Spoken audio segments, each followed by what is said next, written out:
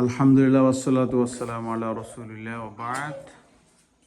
আমরা আজকে আরবি শায়বানে কি শিখেছি? এইটা আলতে হাউজিবুং, এটা আমাদের পুরনো পড়া। আলিফ আলিফ আলিফ জেক্সমাল আলিফ শায়বান করে আমরা 6টা হরফ লিখি।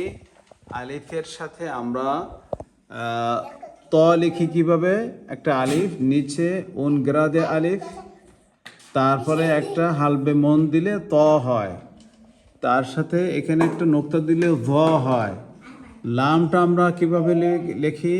একটা উনগ্রাদে আলিফ, তারপর একটা ক্লাইনে আলিফ দিলে লাম হয়ে যায়। লামের সাথে একটা এস এর মতো, ইংলিশে এস, আরবিতে হামজা দিলে কাফ হয়ে যায়। এখানে আলিফ, উপরে একটা উনগ্রাদে আলিফ এবং একটা হালবে মন দিলে মিম হয়। এভাবে আমরা লেখা শিখেছি। আজকে আমরা দেখালাম যে হালবে মনটা কিভাবে হয়। রিশান, এদিকে খেয়াল করো। হালবে মনটা 4 ভাবে হয়।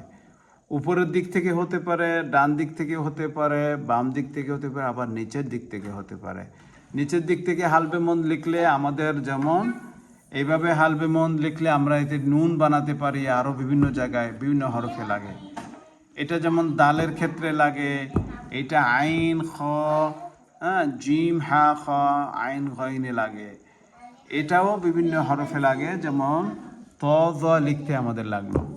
তারপর আমরা আজকে শিখেছি হ্যালো পুংতে।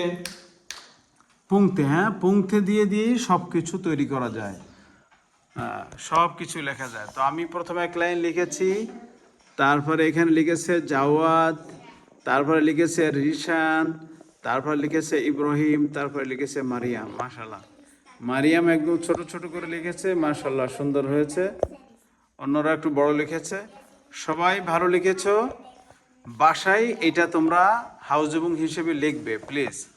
এই লেখাটা বাসায় লিখবে, তাহলে তোমাদের হাতের লেখা ভালো হবে। এই লেখা দিয়েই কিন্তু সব হরফগুলো আমরা আস্তে আস্তে লিখতে পারবো ইনশাআল্লাহ। তো সবাই ভালো থাকবেন। আসসালামু আলাইকুম ওয়া রাহমাতুল্লাহি তাআলা ওয়া বারাকাতুহু।